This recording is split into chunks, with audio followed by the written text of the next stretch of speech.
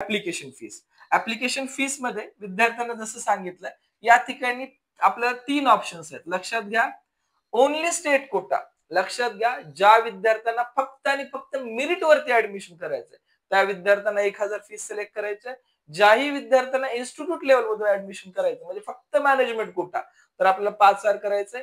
पण बरेच असे विद्यार्थी आहेत की ज्या विद्यार्थ्यांना मेरिट ऍज वेल ऍज मॅनेजमेंट. लक्षात घ्या, जर कुणीही या ठिकाणी फॉर्म भरत असेल तर मेरिट असेल तर फर्स्ट ऑप्शन क्लिक करा आणि जर दोन्ही असेल तर आपण थर्ड ऑप्शन क्लिक करणं गरजेचं आहे. मधल्या ऑप्शनला या ठिकाणी जास्त भानगडीत करायची गरज नाही. मधला जर आपण करत असाल तर आपला बोथ आपण कोट्यातला ऑप्शन केला तर ते आपल्यासाठी खूप जास्त योग्य राहणार आहे.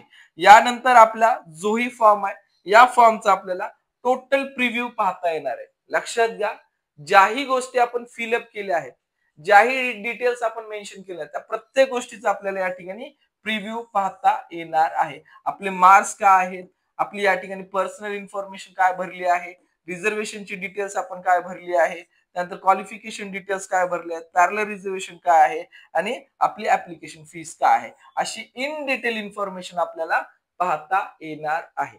विद्यार्थ्याला महत्वाची सूचना आहे, जरी आपण एखाद्या युट्यूबरला फॉलो करत असाल, युट्यूब पाहत असाल तरी आपला फॉर्म हा पर्सनल असतो.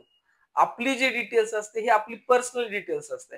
त्यामुळं विद्यार्थ्यांनी फॉर्म फिलिंगच्या अगोदर एक वेळेस सीईटी सेलचं इन्फॉर्मेशन ब्राउचर डिटेल वाचूनच या ठिकाणी इन्फॉर्मेशन किंवा आपला फॉर्म भरणं गरजेचं असणार आहे. कारण आम्ही फक्त एखाद्या फॉर्मचा डेमो देऊ शकतो पण विद्यार्थ्यानुसार प्रत्येकाच्या फॉर्म मध्ये काही ना काही चेंजेस असतात.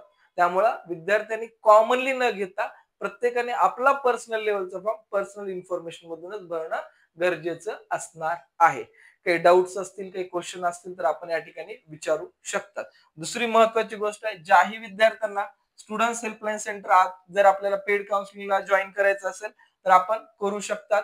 पेड काउन्सिलिंगचे रजिस्ट्रेशन आपण जे क्लोज केले होते ते अगेन आपण मेडिकलसाठी ओपन करत आहोत आणि त्या रजिस्ट्रेशन अकॉर्डिंग जर विद्यार्थ्याला पर्सनल काउन्सिलिंग म्हणजे फक्त आणि फक्त 1 to 1 म्हणजे स्वतः सर्व जी काही तुमची ऍडमिशन प्रवेश प्रक्रिया आहे हे जर तुम्हाला आमच्याकडून करून घ्यायची असेल, लक्षात घ्या, आमच्या साईडनी करून घ्यायची असेल तर 1 to 1 जी काउन्सिलिंग आहे आपली त्याची आपली 8000 रुपये काउन्सिलिंग फीस आहे.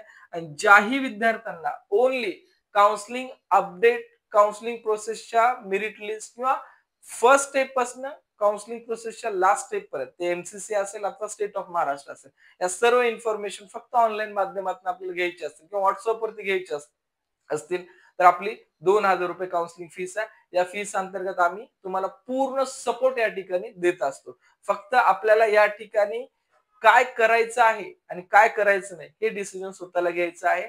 तर त्यामध्ये तुम्हाला जे रिक्वायर्ड गोष्टी आहेत फॉर स्टेट ऑफ महाराष्ट्रासाठी आपल्याला रजिस्ट्रेशन करत असताना काय महत्वाच्या गोष्टी आहेत, सोबतच आपल्याला या ठिकाणी लिस्ट ऑफ डॉक्युमेंट्स, त्यानंतर कॉलेजच्या फीस, कुठल्या मार्काला कुठलं कॉलेज मिळू शकतो, फॉर्म भरत असताना त्याची चॉईस फिलिंग कशा ठेवायचे, अशी इन डिटेल इन्फॉर्मेशन आपण या ठिकाणी प्रोव्हाइड करून देणार आहेत. जे पर्सनल आहेत त्यांना तर 1 to 1 टेलिकन्व्हर्सेशन, फोन कन्व्हर्सेशन असेल अथवा ऑफिसला व्हिजिट करत असेल तर आपण या सर्व इन्फॉर्मेशन पर्सनली देतच असतो. ठीक आहे. यानंतर ज्यावेळेस आपण आपल्या फॉर्मचा प्रिव्ह्यू पाहू, प्रिव्ह्यू पाहिल्यानंतर महत्वाची स्टेप आपल्याला पेमेंट करायचं आहे. पेमेंट करून आपल्याला जेही डॉक्युमेंट शो होत आहेत हे डॉक्युमेंट्स आपल्याला क्लिअर कॉन्ट्रास्ट मध्ये या ठिकाणी अपलोड करून घ्यायचे आहेत. या प्रकारे आपलं पूर्ण महाराष्ट्राचं रजिस्ट्रेशन आहे. काय अडचणी असतील तर आपण कॉल करून इन्फॉर्मेशन घेऊ शकता. ठीक आहे. Thank you for watching students helpline centre.